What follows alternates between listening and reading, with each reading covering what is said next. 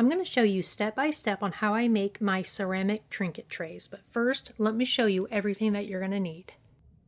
So the first thing is the ceramic mix. This is the mix to mold. It's a 5-pound bucket. I love using this because all you do is add water.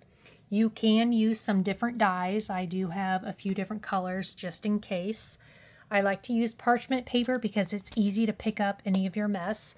You're going to need a big mixing bowl, a whisk, a spatula, some measuring cups. I have some measuring scoops over there, some regular cups, and go ahead and pick out whatever molds you want to use. I have a huge variety of different molds, but since we're doing trays, those are the only ones I pulled out. So on the bucket of ceramic, it does have all the measurements that you're going to need. I always make the biggest batch. So for 1 cup, you're going to use 6 tablespoons of water. So since I'll be doubling that, I'm going to be doing 2 cups, so I need 12 teaspoons of water. Okay, since I'm doubling it, I need 2 cups. So either you can dump the ceramic in there or you can use a scoop. I'm going to just try to pour it.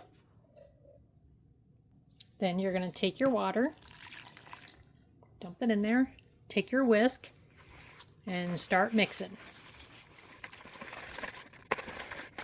Once you get that all mixed and all the lumps are out, you're going to go ahead and just transfer it into your measuring cup. This is when you can add some color to it if you wanted to, but this batch I'm not, but the next one I will. And then you pour. Try not to do it too fast. You don't want any bubbles.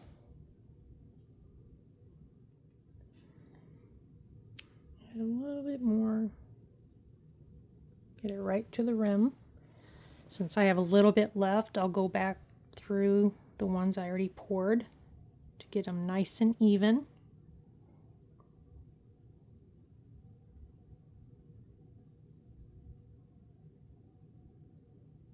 Once you get that all done, you put it off to the side for 60 minutes. For the next batch, I'm going to try to do the orange and black for Halloween and do a swirl.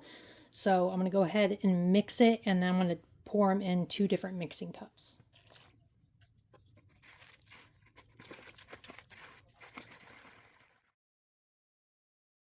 Now I'm just going to pour a little bit in here, and a little bit in this one.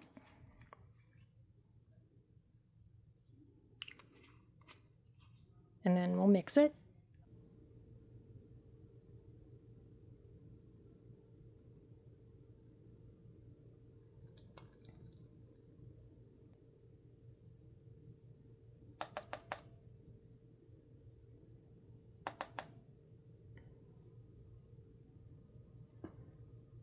We'll just have to wait and see how that turns out once it dries.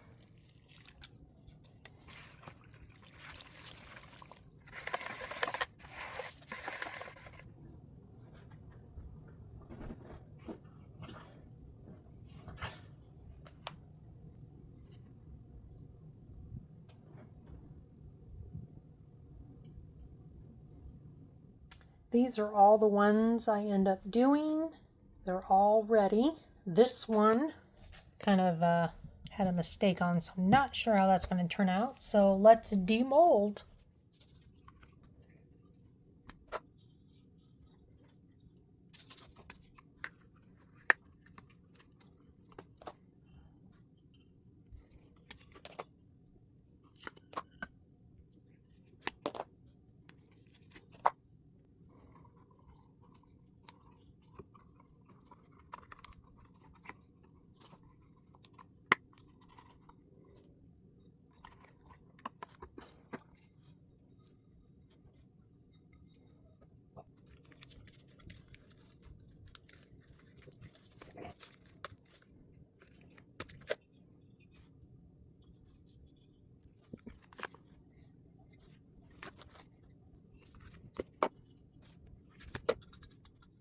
The next step is I like to take some fine sandpaper and sand the edges so they're nice and smooth.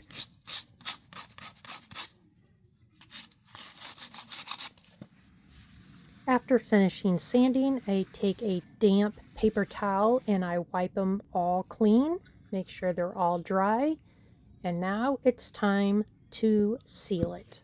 This is what I'll be using. You're going to get a paintbrush and paint on a very thin layer on top, on the sides, and on the bottom.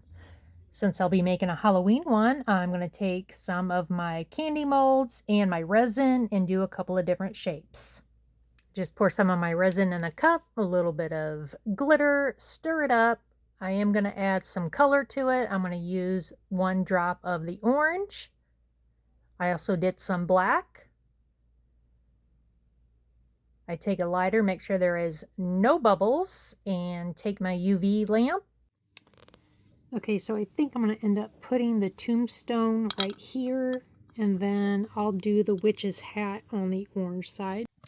Okay, I'm going to take my resin and put some in a cup.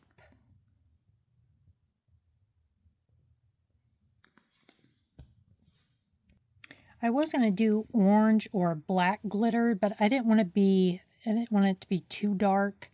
So I'm just going to use some of this, just a little bit of white, just to give it a little bit of pizzazz.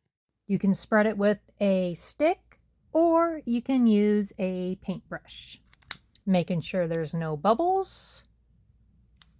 Once that's ready, I'm going to go ahead and take my 2 shapes that I made and stick them on.